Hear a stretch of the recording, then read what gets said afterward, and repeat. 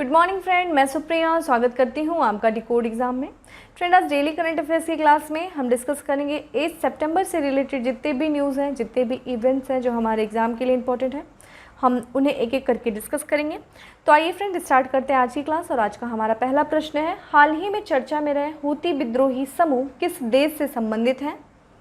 Yemen से, Nigeria से, Lebanon से या फिर इराक से? तो फ्रेंड, हूती विद्रोही समूह जो है वो आपका यमन से संबंधित है और हाल ही में इनका चर्चा में रहने का कारण है इनके द्वारा जो यमन का सबसे बड़ा विमानपत्तन है जिसका नाम है अल अनद एयरबेस पे इनके द्वारा हमला किया गया है। तो प्रश्न आपका यहाँ से पूछ सकता है कि अल अनद एयरबेस जो है वो किस देश में है? तो वो यमन में है, जिस पर अभी हाल ही में हूती विद्रोहियों के द्वारा हमला किया गया। आइए इनके बारे में देख लेते हैं। तो हूती जैदी शिया संप्रदाय से संबंधित एक सशस्त्र विद्रोही समूह है जो यमन की सरकार के खिलाफ संघर्ष कर रहे हैं। तो हूती देखिए फ्रेंड, शिया संप्रदाय से संबंधित है और इनको समर्थन कौन कर रहा है फ्रेंड? ईरान, जो कि स्वयं शिया संप्रदाय से संबंधित है। और वहीं यमन की जो सरकार है वो क्या है, उसको समर्थन फ्रेंड कर रहा है सऊदी अरब। ठीक है, सऊदी अरब जो कि सुन्नी प्रधान है। ठीक है, तो इन दोनों लोग के बीच में आपस में काफ़ी संघर्ष चल रहा है और ये संघर्ष इतना बन गया है कि 2015 से देखा जाए तो यहाँ गृह युद्ध काफ़ी 2015 से ही चल रहा है। और इसके बारे में और देखें तो परंपरागत रूप से हूती समुदाय के लोग यमन के उत्तर पश्चिम में स्थित सादा प्रांत में केंद्रित है। और फ्रेंड, यही कारण है कि जो आपका हूती विद्रोह है उसको हम सदा युद्ध भी कहते हैं, सदा युद्ध भी कहते हैं। ठीक है, ये चीज़ ध्यान रखिएगा। इनके बारे में देख लेते हैं, इनका थोड़ा मैप देख लीजिए। ये आपके सामने देखा जाए तो ये यमन का पूरा मैप खुला हुआ है। इसमें देखिए ये यमन है फ्रेंड और यमन की राजधानी फ्रेंड यहाँ सना है। और ये देखिए ये जो क्षेत्र उत्तर पश्चिम वाला जहाँ पे हूती विद्रोही जो हैं वो केंद्रित हैं और ये कौन से हैं? ये शिया हैं। ठीक है, जिनको समर्थन कौन कर रहा है फ्रेंड? ईरान कर रहा है। और ये देख लीजिए फ्रेंड, ये है सुन्नी बहुल क्षेत्र है पूरा, यहाँ पे सुन्नी जनसंख्या ज़्यादा इधर है और यहाँ पे इसको सऊदी अरब समर्थन कर रहा है। ठीक है, तो ये आपका लोकेशन देख लीजिए थोड़ा। और यहाँ देखिए उत्तर में इसको कौन से देश घेरे हुए हैं यमन को? तो देखिए यहाँ पे सऊदी अरब है। इसके पूर्व में देखिए तो ओमान है। इधर देख लीजिए तो इधर आप जब इसे पश्चिम की तरफ देखेंगे तो देखिए रेड सी है एक तरफ देखिए गल्फ ऑफ अदन है। इन दोनों को जोड़ कौन रहा है? एक स्ट्रेट है जिसका नाम है बाब अल मंदेब। ठीक है, बाब अल मंदेब है। ये चीज़ इंपॉर्टेंट है, आपको पता होना चाहिए।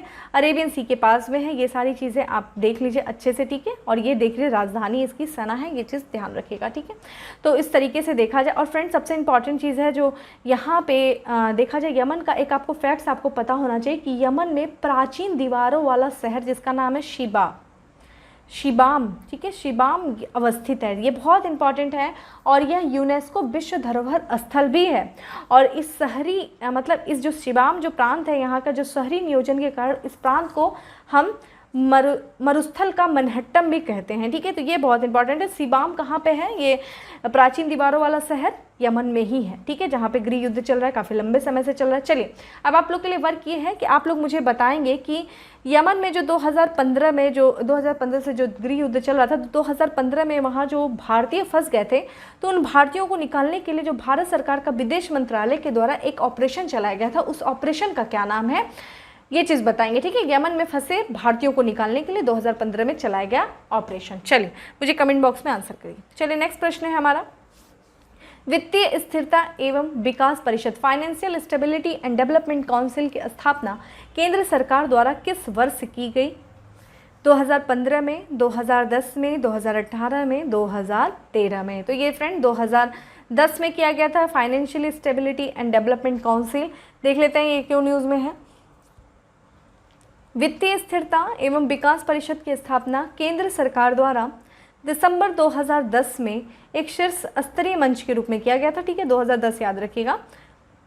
बेसिकली जो है मेनली हमारे लिए क्या इंपॉर्टेंट है कि इस परिषद का अध्यक्ष कौन होता है? ये केंद्रीय वित्त मंत्री होता है। ठीक है, वित्तीय स्थिरता एवं विकास परिषद का अध्यक्ष केंद्रीय वित्त मंत्री होता है। और हाल ही में वित्तीय स्थिरता एवं विकास परिषद की 14वीं बैठक आयोजित की गई थी, इसीलिए ये चर्चा में था। ठीक है, इस बैठक में क्या कौन कौन सी बातों पर विचार विमर्श किया गया था? तो वो था आपका वित्तीय स्थिरता, वित्तीय क्षेत्र के विकास, अंतर नियामक समन्वय, वित्तीय साक्षरता, वित्तीय समावेशी और एवं बड़े वित्तीय समूहों के कामकाज सहित अर्थव्यवस्था के बृहद विवेकपूर्ण परीक्षण पर विचार विमर्श करना था। तो ठीक है, ये चीज़ ध्यान रखिएगा कि वित्तीय स्थिरता एवं विकास परिषद का गठन 2010 में किया गया था, जिसकी अध्यक्षता की जाती है केंद्रीय वित्त मंत्री के द्वारा, और हाल ही में इसकी 24वीं बैठक आयोजित की गई थी। ठीक है, चलिए नेक्स्ट प्रश्न में, प्रधानमंत्री नरेंद्र मोदी ने हाल ही में रूस में आयोजित पूर्वी आर्थिक मंच ईस्टर्न इकोनॉमिक फोरम के छठे पूर्ण सत्र को संबोधित किया है। फ्रेंड, यह सत्र को संबोधित किया है। इस मंच का उद्देश्य क्या है? भारत, रूस और चीन का कर मुक्त अंतर्राष्ट्रीय व्यापार, भारत व रूस का संयुक्त कृषि विकास सहयोग, रूसी सुदूर पूर्व क्षेत्र में विदेशी निवेश को प्रोत्साहित करना, भारत व रूस के बीच रक्षा प्रौद्योगिकी को बढ़ाना। तो फ्रेंड, इसका आंसर हो जाएगा सी, यानी कि जो रूसी सुदूर पूर्व जो क्षेत्र में विदेशी निवेश को प्रोत्साहित करना। एक तरीके से देखा जाए तो वो जो क्षेत्र है, जो उसका रूस का सुदूर पूर्व वाला जो क्षेत्र है, वो काफ़ी साधन संपन्न क्षेत्र है। ठीक है, साधन संपन्न क्षेत्र है, लेकिन वहाँ का जो विकास है वो काफ़ी कम है। ठीक है, तो काफ़ी अविकसित क्षेत्र है, जिसके कारण वहाँ पे विदेशी निवेश को प्रोत्साहित करने के लिए रूस सरकार के द्वारा प्रत्येक वर्ष पूर्वी आर्थिक मंच का आयोजन किया जाता है। इसके बारे में देखें तो प्रधानमंत्री नरेंद्र मोदी ने वीडियो कॉन्फ्रेंसिंग के माध्यम से रूस के व्लादिवोस्तोक में आयोजित 6वें पूर्वी आर्थिक मंच के पूर्ण सत्र का संबोधन किया। यह मंच रूसी सुदूर पूर्व क्षेत्र में विदेशी निवेश को प्रोत्साहित करने के लिए आयोजित किया जाता है। ठीक है फ्रेंड, इसके बारे में यही चीज़ था कि देखा जाए जो ईस्टर्न इकोनॉमिक फोरम का जो स्थापना किया गया था वो 2015 में किया गया था। किसके द्वारा किया गया था? वहाँ के जो प्राइम मिनिस्टर हैं व्लादिमीर पुतिन के द्वारा। ठीक है, व्लादिमीर पुतिन के द्वारा ईस्टर्न इकोनॉमिक फोरम का आयोजन किया गया था, और ये प्रत्येक वर्ष इसकी बैठक की जाती है। कहाँ पे होता है? ये व्लादिवोस्तोक में ही होता है, और फ्रेंड व्लादिवोस्तोक ही इसका मुख्यालय भी है, हेडक्वार्टर है। ये चीज़ ध्यान रखेगा। ठीक है, और मेन इंपॉर्टेंट क्या है कि वर्ष 2019 की जो बैठक हुई थी इस मंच की, तो भारत ने इसी मंच से अपनी एक्ट फॉर ईस्ट नीति का आरंभ किया था। ठीक है, ये चीज़ इंपॉर्टेंट है। बाकी हमने बता दिया कि ईस्टर्न इकोनॉमिक फोरम का जो उद्देश्य क्या है कि जो रूस के संसाधन संपन्न लेकिन अविकसित सुदूर पूर्व क्षेत्र में विदेशी निवेश को प्रोत्साहन करने के लिए प्रतिवर्ष इस मंच का आयोजन किया जाता है। ठीक है, चलिए नेक्स्ट है हमारा विश्व सामाजिक सुरक्षा report 2022 the world social protection report किस संस्था के द्वारा जारी किया जाता है?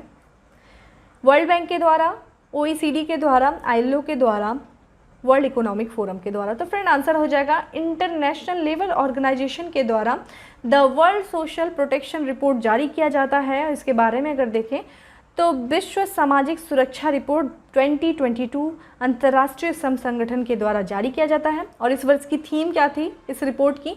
The world social protection report, the social protection at the cross road in pursuit of a better future. ठीक है, तो ये इस साल की थीम थी। याद रखिएगा, थीम काफ़ी बड़ी है, लेकिन आपको रिपोर्ट किसने जारी किया ये इंपॉर्टेंट है। ठीक है, इस रिपोर्ट के अनुसार देखा जाए तो वैश्विक आबादी के केवल 47% को ही कम से कम एक सामाजिक सुरक्षा प्राप्त है। ठीक है, सिर्फ केवल 47% लोग को ही देखा जाए तो एक सामाजिक सुरक्षा प्राप्त है, इस रिपोर्ट में बताया गया है। ठीक है, चलिए आपका वर्क ये है कि आप मुझे बताएंगे कि ILO यानी कि इंटरनेशनल लेबर ऑर्गेनाइजेशन का गठन कब हुआ, इसका हेडक्वार्टर कहाँ है। क्योंकि हमने इसकी एक रिपोर्ट देखी कि विश्व सामाजिक सुरक्षा रिपोर्ट ILO के द्वारा जारी किया गया था, इसके द्वारा अन्य कौन कौन सी रिपोर्ट जारी किया जाता है और इंटरनेशनल लेबर डे कब मनाया जाता है। ठीक है, तो ये आपका वर्क है, आप मुझे बताएंगे। चलिए नेक्स्ट प्रश्न है, भारत ने किस देश के साथ एशिया के हरित विकास के वित्तीय पोषण के लिए $1.2 बिलियन के पैकेज की घोषणा किया? ठीक है, तो एशिया के हरित विकास के वित्त पोषण के लिए किस देश के साथ भारत ने $1.2 बिलियन के पैकेज की घोषणा की है?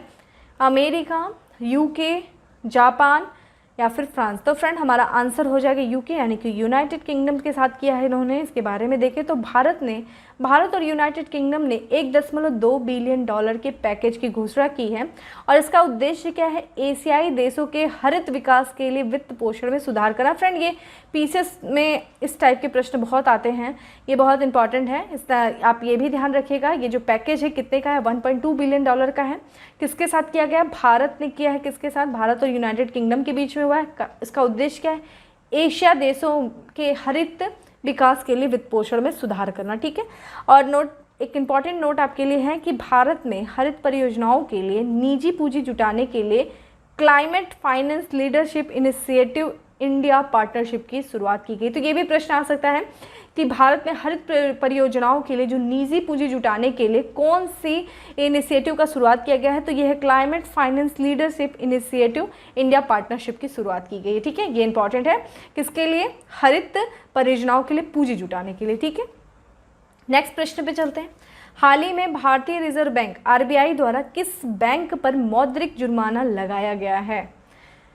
एक्सिस बैंक पे, आईसीआईसी बैंक पे, स्टेट बैंक ऑफ इंडिया पे, या फिर बैंक ऑफ बड़ौदा पे? तो फ्रेंड हमारा आंसर हो जाएगा एक्सिस बैंक के ऊपर आरबीआई ने मौद्रिक जुर्माना लगाया है। इसके बारे में अगर देखा जाए तो आरबीआई ने 1 सितंबर 2021 को अपने ग्राहक को जानिए नो योर कस्टमर मानदंडों के कुछ प्रावधानों का उल्लंघन करने के लिए एक्सिस बैंक के ऊपर 25 लाख रुपए का जुर्माना लगाया है। ये सब प्रश्न बहुत इंपॉर्टेंट है फ्रेंड, ऐसे ही प्रश्न ज़्यादा पूछे जाते हैं आपके आरओ में और फिर यूपी पीसीएस वगैरह में, इस टाइप के प्रश्न ज़्यादा पूछे जाते हैं।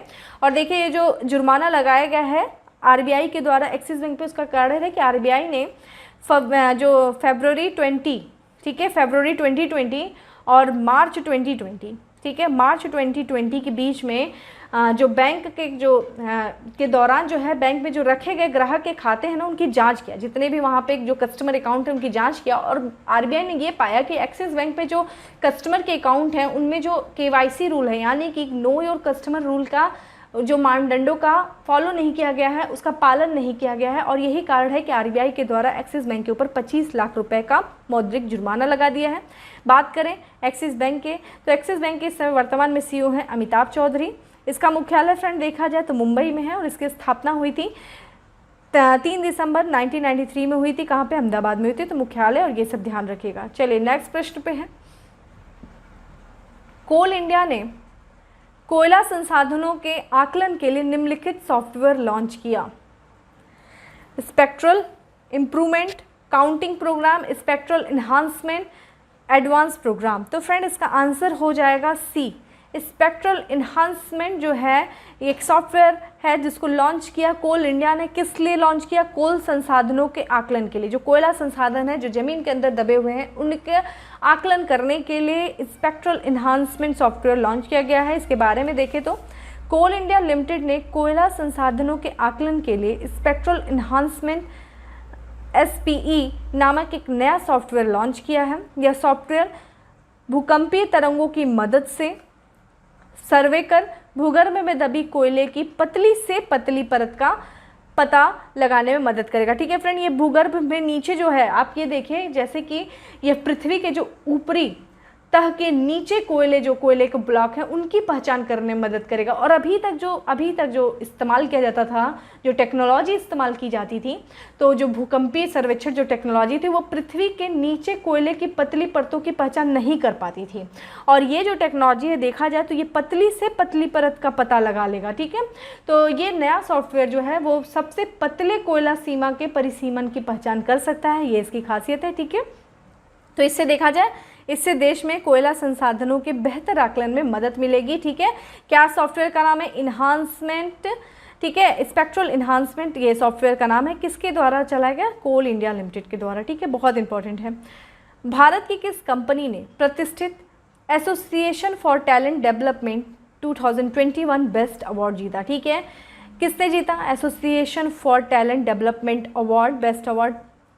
टाटा ने, रिलायंस इंडस्ट्री ने या फिर पावर ग्रिड ने? तो फ्रेंड ये हो जाएगा पावर ग्रिड ने जीता है। ठीक है, as association for talent development 2021 best award. और इसके बारे में अगर देखें तो power grid corporation of India, जिसे हम पावर ग्रिड कहते हैं, भारत सरकार के बिजली मंत्रालय के तहत एक महारत्न CPSU को प्रतिष्ठित association for talent development 2021 best award से सम्मानित किया गया। बहुत इंपॉर्टेंट है, किसको किया गया? Association for talent development 2021 best award से सम्मानित power grid corporation of India limited को।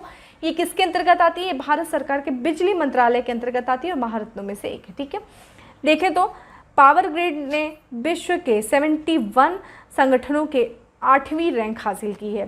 पावर ग्रिड एकमात्र सार्वजनिक क्षेत्र का उपक्रम है जिसने यह अवार्ड जीता है और शीर्ष 20 में भारत की केवल 2 कंपनियों में से एक है। ठीक है, तो ये इंपॉर्टेंट है कि ये एकमात्र ऐसी सार्वजनिक क्षेत्र की कंपनी है, उपक्रम है, जिसने एसोसिएशन फॉर टैलेंट डेवलपमेंट 2021 जो है बेस्ट अवार्ड जीता है। बहुत इंपॉर्टेंट है ये। इसलिए पावर ग्रिड की स्थापना फ्रेंड कब किया गया था? 23 अक्टूबर 1989 में। इसका मुख्यालय देख लीजिए गुड़गांव में। ठीक है, नेक्स्ट देखते हैं, भारत ने किस राज्य में अब तक के पहले इलेक्ट्रॉनिक व्हीकल चार्जिंग स्टेशन की आधारशिला रखी गई? गुजरात में, मेघालय में, केरल में, कर्नाटक में। तो फ्रेंड आंसर हो जाएगा मेघालय में रखा गया है पहले इलेक्ट्रॉनिक व्हीकल चार्जिंग स्टेशन की आधारशिला। मेघालय पावर ग्रिड ने हाल ही में मेघालय के शिलांग के लापालोंग स्थित अपने कार्यालय परिषद में अब तक के पहले इलेक्ट्रॉनिक व्हीकल चार्जिंग स्टेशन की आधारशिला रखी है। फ्रेंड देखिए, अभी भी मैं बता रही हूँ मैपिंग कौन कौन कर रहा है। पहले मुझे तो जितने लोग मैपिंग कर रहे हैं, जितना मैं बताती चलती हूँ लोकेशन, वो मैप में देखते हैं या नहीं, एटलस देखते हैं कि नहीं। जितने लोग करते हैं ईमानदारी के साथ मुझे कमेंट बॉक्स में एस या नो करके मुझे कमेंट करेंगे, मुझे आप बताएंगे। ठीक है, ईमानदारी से जो लोग करते हैं कि हाँ मैं करता हूँ, हाँ मैं करती हूँ, तो वो मुझे यस लिखेंगे, मैं समझ जाऊँगी कि हाँ वो मैपिंग करते हैं। ईमानदारी से फ्रेंड, ईमानदारी से, ये मत सोचना कि मैं नहीं देख रही हूँ तो मुझे पता नहीं चलेगा। अगर आप झूठ भी बोलेंगे तो आप अपने लिए झूठ बोलेंगे, अपना ही गलत करेंगे। बाकी मैं कह रही हूँ मैपिंग करो। देखो लगातार ये सारे स्थान जो है लगातार चर्चा में बने हुए हैं किसी न किसी कारण से, खासकर नॉर्थ ईस्ट वाले, बहुत इंपॉर्टेंट है। ठीक है, चलिए आगे बढ़ते हैं। आगे है कि किस राज्य या केंद्र शासित प्रदेश के द्वारा वतन प्रेम योजना शुरू करने की योजना बनाई गई है? वतन प्रेम योजना किस राज्य के द्वारा शुरू करने की योजना बनाई गई है या केंद्र शासित प्रदेश के द्वारा? गुजरात, महाराष्ट्र, पंजाब या फिर उत्तर प्रदेश। तो फ्रेंड आंसर हो जाए गुजरात के द्वारा, गुजरात सरकार के द्वारा वतन प्रेम योजना की जो वतन प्रेम योजना शुरू करने की योजना बनाया गया है। ये देख लेते हैं ये योजना क्या है। गुजरात सरकार द्वारा हाल ही में लगभग 1000 करोड़ रुपए की लागत वाली वतन प्रेम योजना शुरू करने की योजना बनाई गई। लागत भी याद रखिएगा फ्रेंड, 1000 करोड़ रुपए की लागत की है ये योजना, है वतन प्रेम योजना। ये योजना का उद्देश्य क्या है इसके बारे में देख ले तो यह योजना के तहत भारतीय सहित विदेशों में कहीं भी रहने वाले गुजराती लोग इन प्रोजेक्ट्स का हिस्सा बन सकेंगे और 80 और 60% तक की धनराशि की सहायता देकर के अपनी पसंद की परियोजनाओं, गांव और एजेंसियों को चुन सकेंगे। ठीक है, तो एक तरीके से जितनी भी वहाँ की राज्य सरकार के द्वारा जो परियोजनाएं चला जा रही हैं, जो गांव हैं, जो एजेंसियां हैं, उनमें जो वहाँ के गुजराती, चाहे वो भारत में रह रहे हो चाहे वो भारत से बाहर रह रहे हों, वो वहाँ के विकास के लिए, उन परियोजनाओं के विकास के लिए, उस गाँव के विकास के लिए, उन एजेंसियों के विकास के लिए 80% जो है धनराशि की सहायता दे सकेंगे और बाकी की जो 40% जो राशि होगी आर्थिक सहायता के रूप में वो कौन देगा? राज्य सरकार देगा। तो एक तरीके से अपने क्षेत्र का विकास करने के लिए, अपने राज्य का विकास करने के लिए इन लोगों के द्वारा एक तरीके से सहायता होगी। ठीक है, और उनके परियोजनाओं में, उनके गाँव, उनके एजेंसियों में। ठीक है, जब 60% है, ये चीज़ ध्यान रखिएगा, 60% राशि की सहायता दे करके। ठीक है, यही है वतन प्रेम योजना। ठीक है, तो फ्रेंड इस तरीके से था हमारा लास्ट क्वेश्चन, हम लोगों ने देख लिया। अप्रॉक्स 10 क्वेश्चन पे हम लोगों ने डिस्कशन किया। और फ्रेंड प्लीज़ मैप करो जितना मैंने क्वेश्चन दिया है, और भी ज़्यादा से ज़्यादा लोग रिस्पॉन्स करो। वैसे मैं डेली देख रही हूँ कुछ ही लोग हैं जो रेगुलर रिस्पॉन्स कर रहे हैं, कुछ लोग नहीं करते हैं। प्लीज़ आप लोग भी करो, बहुत अच्छा लगेगा और भी आप ही लोग को मोटिवेशन मिलेगा, आप ही लोग को मज़ा आएगा जितना ज़्यादा क्वेश्चन सॉल्व करोगे। चलिए फैक्ट्स ऑफ द डे पे आते हैं। फैक्ट्स ऑफ द डे में है हमारा पहला फैक्ट्स है केंद्रीय औद्योगिक सुरक्षा बल सेंट्रल इंडस्ट्रियल सिक्योरिटी फोर्स के 28वें महानिदेशक बने हैं सुबोध कुमार जायसवाल। ठीक है, सेंट्रल इंडस्ट्रियल सिक्योरिटी फोर्स के 28वें महानिदेशक सुबोध कुमार जायसवाल। ब्रिटेन की निचली सदन हाउस ऑफ कॉमन्स के स्पीकर जिनका नाम है लिंडसे होयल ने प्रतिबंध लगा दिया है संसद में सांसदों के जींस पहनने पे। देख रहे हैं वहाँ के जो संसद में जो सांसद हैं वो जींस नहीं पहन सकते हैं निचली अदालत में। वहाँ के स्पीकर जिनका नाम है लिंडसे होयल ने प्रतिबंध कर दिया। कहाँ, किस देश की सरकार ने, किस देश की निचली अदालत ने? ब्रिटेन की। ठीक है, टोक्यो ओलंपिक में रजत पदक जीतने वाले देश के पहले IAS ऑफिसर बन गए हैं सुहास हलवाई। ठीक है, नेक्स्ट देखते हैं ओलंपिक खेलों में कांस्य पदक जीतने वाली लवलीना बोरगोहेन को जिस राज्य सरकार द्वारा समग्र शिक्षा अभियान का ब्रांड एम्बेसडर बनाया गया है वो है असम। तो असम के समग्र शिक्षा अभियान का ब्रांड एम्बेसडर बनाया गया है ओलंपिक में कांस्य पदक जीतने वाली लवलीना बोरगोहेन को। और ये हमने ये भी देखा कि अभी देखिए, बताइए कमेंट बॉक्स में आंसर बताइए कि किससे राजस्थान की सरकार के द्वारा बेटी बचाओ और बेटी पढ़ाओ योजना का ब्रांड एम्बेसडर बनाया गया। कमेंट बॉक्स में आंसर करिए। डिजिटल पेमेंट स्कोर कार्ड की सूची में शीर्ष स्थान पर कौन सा बैंक है? State bank of India. Digital payment card score की सूची में शीर्ष स्थान पे जो बैंक है वो स्टेट बैंक ऑफ इंडिया। ये सब प्रश्न ऐसे ही प्रश्न आते हैं, ठीक है, ये सब बिल्कुल हाईलाइट कर लो, स्टार लगा लो, ऐसे ही प्रश्न ज़्यादा पूछे जाते हैं। प्रवासियों के लिए ग्रीन वीज़ा जारी करने वाला देश संयुक्त अरब अमीरात है, यूएई है, ठीक है। यूएई ने प्रवासियों के लिए ग्रीन वीज़ा जारी किया है। नेक्स्ट है फिल्म नीति 2021 के कार्यान्वयन को मंजूरी देने वाला राज्य या केंद्र शासित प्रदेश जम्मू कश्मीर, ठीक है। जम्मू कश्मीर में फिल्म नीति 2021 का कार्यान्वयन करेगा जम्मू कश्मीर, ठीक है। Squash racket federation of India के महासचिव के अध्यक्ष चुने गए हैं साइरस पोंचो, ठीक है। साइरस पोंचो को महासचिव जो है उसका अध्यक्ष चुना गया है साइरस पोंचो को। कहाँ का? Squash racket federation of India. Sugar free का ब्रांड एम्बेसडर बनाया गया कैटरीना कैफ को। स्वास्थ्य विज्ञान विश्वविद्यालय विधेयक 2021 पारित करने वाला राज्य कौन सा है फ्रेंड? उड़ीसा है, ठीक है।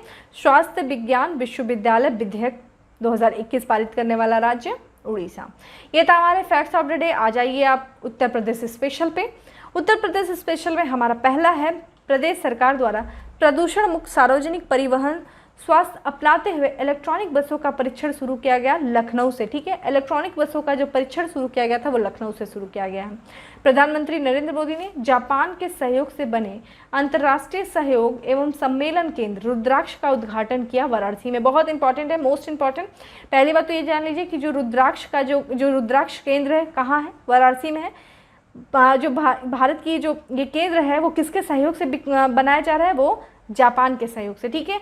तो ये चीज़ इंपॉर्टेंट है, अंतर्राष्ट्रीय सहयोग एवं सम्मेलन केंद्र रुद्राक्ष, ठीक है। किसके सहयोग से? जापान के सहयोग से। कहाँ? वाराणसी में। वन महोत्सव के दौरान 25 करोड़ पौधा लगाकर नया कीर्तिमान बनाया उत्तर प्रदेश ने। देश का पहला लेदर पार्क बनेगा कानपुर के रमईपुर में, ठीक है। कानपुर रमईपुर के गांव में, रमईपुर गांव में, कानपुर में है ये, और ये देश का पहला लेदर पार्क बनेगा यहाँ पे। नेक्स्ट है हमारा एक्सप्रेस वे पर 2 हवाई पट्टी वाला देश का पहला राज्य कौन बन गया है? उत्तर प्रदेश, ठीक है। एक्सप्रेस वे पर 2 हवाई पट्टी वाला देश का पहला राज्य।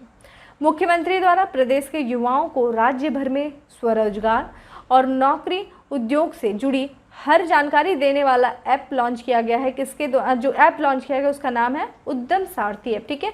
तो उद्यम सारथी ऐप उत्तर प्रदेश सरकार के द्वारा लॉन्च किया गया है। क्यों लॉन्च किया गया है? कि जो प्रदेश के युवाओं को राज्य भर में जो स्वरोजगार है और जो नौकरी उद्योग है उससे जुड़ी जानकारी देने के लिए इस ऐप को लॉन्च किया गया, जिसका नाम है उद्यम सारथी ऐप, ठीक है। तो फ्रेंड, इस तरीके से हमने जितना भी इंपॉर्टेंट जो करंट था, जो हमारे एग्जाम के लिए इंपॉर्टेंट था, हमने एक एक करके उन्हें देखा। और फ्रेंड, आपको पीडीएफ जो डिकोड टेलीग्राम है वहाँ पे आपको पीडीएफ डेली प्रोवाइड की जा रही है, आप वहाँ से जाकर के पीडीएफ डाउनलोड कर सकते हैं। और बाकी बहुत से लोग अच्छा आंसर कर रहे हैं, जैसे कि गौरी हो गई, नितिका जी हो गई, सुरेश जी हो गए, और आपके आदेश जी, सौरभ जी, ये लोग बहुत अच्छा आंसर कर रहे हैं। सभी लोग और अच्छे से करो। बहुत अच्छा लग रहा है आप लोग का आंसर्स देख करके, मुझे भी काफ़ी ज़्यादा, मैं आप लोगों से बहुत ज़्यादा मोटिवेट हो रही हूँ, मुझे भी। तो फ्रेंड, इसी तरीके से आप लोग अच्छे से मेहनत करिए, एंड आई विश कि जल्दी आप लोग सफल होंगे। फिर मिलते हैं अपने नेक्स्ट क्लास में, तब तक के लिए bye, have a good day, stay safe and stay happy.